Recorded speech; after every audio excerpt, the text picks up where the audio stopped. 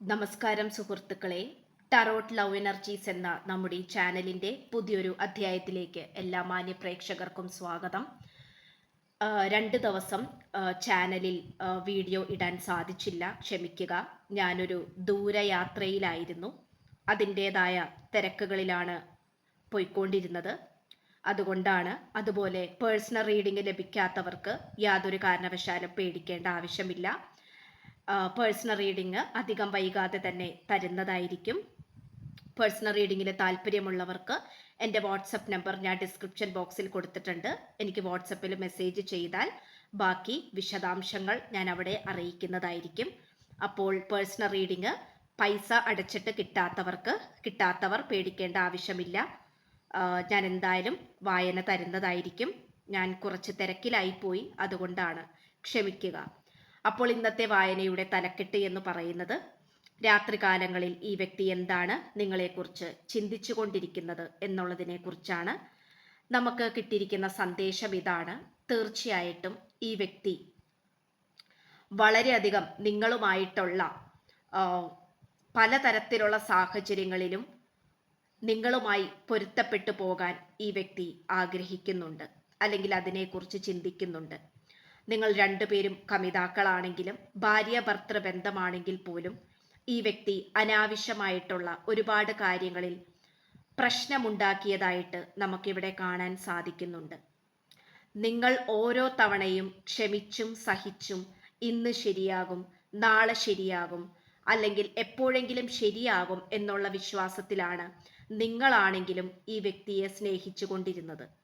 അല്ലെങ്കിൽ ഈ വ്യക്തിയുമായിട്ടുള്ള കുടുംബജീവിതത്തിലോ പ്രണയ ജീവിതത്തിലോ നിങ്ങൾ പ്രതീക്ഷ വെച്ചത്, അല്ലെങ്കിൽ കാലെടുത്ത് വെച്ചത്. പക്ഷെ നമുക്കിവിടെ കാണാൻ സാധിക്കുന്നത്, ഈ വ്യക്തി പലതരത്തിലും പ്രതീക്ഷകൾ കൈവിടുന്ന രീതിയിൽ നിങ്ങളോട് പെരുമാറിയതായിട്ടാണ് നമുക്കിവിടെ കാണാൻ സാധിക്കുന്നത്. അതുകൊണ്ട് തന്നെ നിങ്ങൾ ചെയ്ത ഓരോ തെറ്റുകൾക്കും ഈ വ്യക്തി നല്ല രീതിയിൽ ദുഃഖിക്കുന്ന ഒരു സാഹചര്യമായിട്ടാണ് നമുക്ക് കാണാൻ സാധിക്കുന്നത്.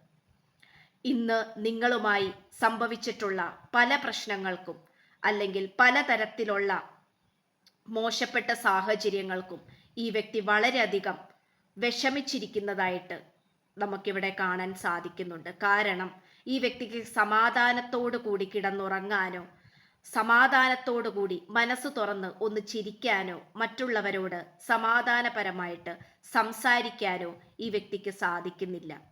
തീർച്ചയായിട്ടും നമുക്കിവിടെ കാണാൻ പറ്റുന്നത്, ഈ വ്യക്തി വളരെയധികം വിഷമിക്കുന്നുണ്ട്. അതായത് സ്വന്തമായിട്ട് ചെയ്തു പോയ തെറ്റുകൾ ഓർത്തുകൊണ്ട് വിഷമിക്കുന്നതായിട്ടും പശ്ചാത്തപിക്കുന്നതായിട്ടുമാണ് നമുക്കിവിടെ കാണാൻ സാധിക്കുന്നത്.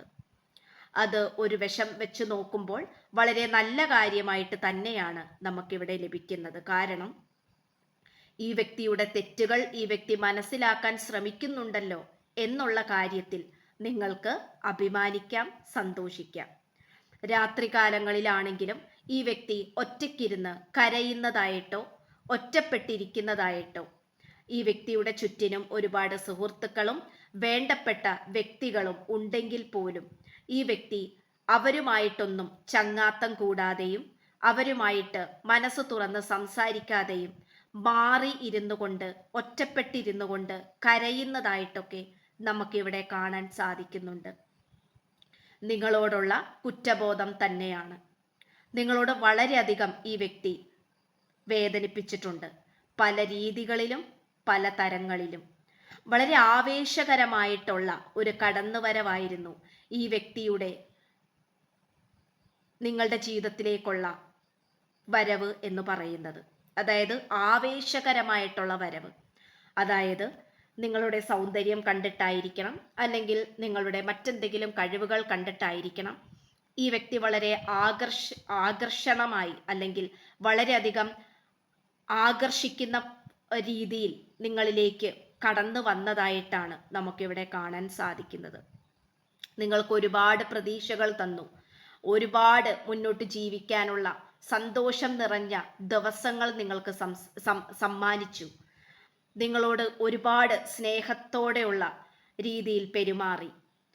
അതെല്ലാം ഈ വ്യക്തിക്ക് നിങ്ങളോട് സ്നേഹമുണ്ടായിരുന്നത് കൊണ്ട് തന്നെയാണ്. പക്ഷേ ഈ വ്യക്തിയുടെ ഒരു താൽക്കാലിക സന്തോഷം കൂടിയായിട്ടാണ് നമുക്കിവിടെ കാണാൻ സാധിക്കുന്നത്. കാരണം ഈ വ്യക്തിക്ക് ചിലപ്പോൾ അത് ഒരു നേരം പോക്കിനായിരിക്കാം നിങ്ങളായിട്ടുള്ള ആ ഒരു കണക്ഷൻ ഉണ്ടാക്കിയെടുത്തത്, അല്ലെങ്കിൽ ആ ഒരു ബന്ധം ഉണ്ടാക്കിയെടുത്തത്. പക്ഷെങ്കിൽ കൂടെ അന്ന് നിങ്ങൾ നല്ല രീതിയിൽ ഈ വ്യക്തിയെ സ്നേഹിച്ചു, പരിചരിച്ചു. ഈ വ്യക്തിയോട് നല്ല രീതിയിൽ തന്നെയാണ് നിങ്ങൾ നിന്നത്. നിങ്ങൾ ഒരു കാരണവശാലും ഈ വ്യക്തിയെ പറ്റിക്കാനോ മറ്റെന്തെങ്കിലും കുഴിയിൽ ചാടിക്കാനോ അല്ലെങ്കിൽ ചീറ്റ് ചെയ്യാനോ ഒന്നും നിങ്ങൾ ആഗ്രഹിച്ചിരുന്നില്ല. നിങ്ങൾ ഈ വ്യക്തി 1% നിങ്ങൾക്ക് സ്നേഹം തന്നതെങ്കിൽ നിങ്ങൾ 100 ഇരട്ടി ശതമാനം സ്നേഹമാണ് തിരിച്ചു കൊടുത്തത്. പക്ഷെ ഈ വ്യക്തി കാണിച്ചത് വളരെയധികം ദുഃഖകരമായിട്ടുള്ള കാര്യം തന്നെയാണ്. ഈ വ്യക്തി മറ്റാരൊക്കെയോ വിശ്വസിച്ചു എന്നുള്ളതാണ് ഇവിടെ എടുത്തു പറയേണ്ട ഒരു കാര്യം എന്ന് പറയുന്നത്. പക്ഷെ അവരൊന്നും ഇപ്പോൾ ഈ വ്യക്തിയുടെ കൂടെ ഇല്ല എന്നുള്ളതും വളരെ പരിതാപകരമായിട്ടുള്ള ഒരു കാര്യം തന്നെയാണ്. ഈ വ്യക്തി സ്വയം ഒരുപാട് ചോദ്യങ്ങൾ മനസാക്ഷിയോട് ചോദിക്കുന്നുണ്ട്. ഞാൻ ചെയ്തു പോയത് തെറ്റാണോ? ആരുടെ ഭാഗത്താണ് തെറ്റ്? അല്ലെങ്കിൽ എന്നാണ് നിങ്ങളുമായിട്ട് ഒന്നിക്കാൻ സാധിക്കുന്നത്? നിങ്ങളുമായിട്ടുള്ള പ്രശ്നം മാറുമോ? എന്നെങ്കിലും നല്ലൊരു വഴി തെളിയുമോ?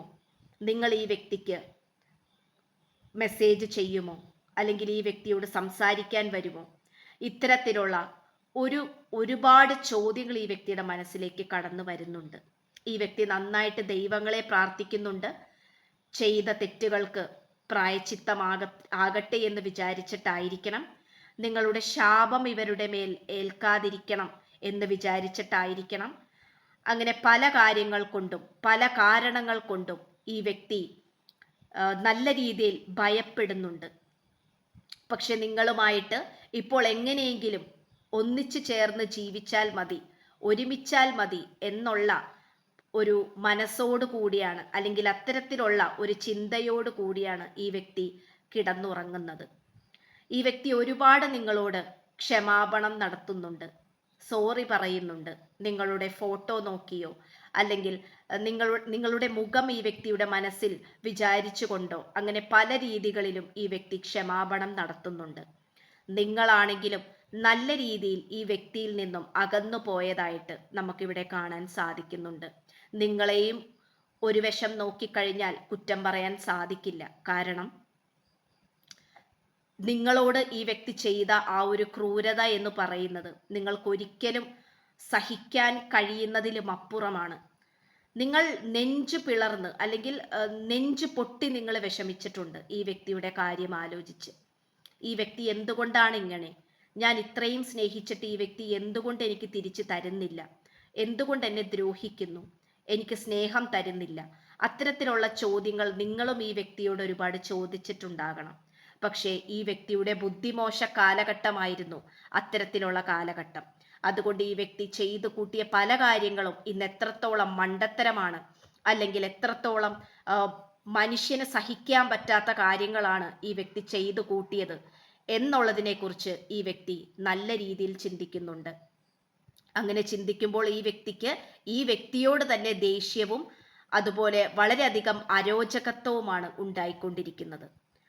എന്തായാലും ഈ വ്യക്തിക്ക് വേറെ ആളുകളും ഈ വ്യക്തിയെ പിന്തുടരുന്നുണ്ട്. അതായത് ഈ വ്യക്തിയോട് സ്നേഹം പറയുകയോ അല്ലെങ്കിൽ സ്നേഹത്തിലൂടെ ഈ വ്യക്തിയുടെ ജീവിതത്തിലേക്ക് കടന്നു വരാൻ ശ്രമിക്കുന്ന മറ്റാരുടെയൊക്കെയോ ഊർജങ്ങൾ നമുക്കിവിടെ ലഭിക്കുന്നുണ്ട്. പക്ഷെ അതിലോട്ടൊന്നും ഈ വ്യക്തി വീണു പോകുന്നില്ല. കാരണം ഈ വ്യക്തി നിങ്ങളെ തന്നെയാണ് നോക്കിക്കൊണ്ടിരിക്കുന്നത്. ഇത്രയുമാണ് നമുക്ക് ലഭിച്ചിരിക്കുന്ന ഈ വ്യക്തിയുടെ രാത്രികാല ചിന്തകൾ. അപ്പോൾ പേഴ്സണൽ റീഡിങ്ങിന് താല്പര്യമുള്ളവർക്ക് എൻ്റെ വാട്സപ്പ് നമ്പർ ഞാൻ ഡിസ്ക്രിപ്ഷൻ ബോക്സിൽ കൊടുത്തിട്ടുണ്ട്. എനിക്ക് വാട്സപ്പിൽ മെസ്സേജ് ചെയ്താൽ ബാക്കി വിശദാംശങ്ങൾ ഞാൻ അവിടെ പറയുന്നതായിരിക്കും. അപ്പോൾ പുതിയൊരു ചാനൽ ആദ്യമായിട്ടാണ് കാണുന്നതെങ്കിൽ സബ്സ്ക്രൈബ് ചെയ്യുക. നിങ്ങളുടെ വിലയേറിയ അഭിപ്രായങ്ങൾ കമൻറ്റ് ബോക്സിലൂടെ രേഖപ്പെടുത്തുക.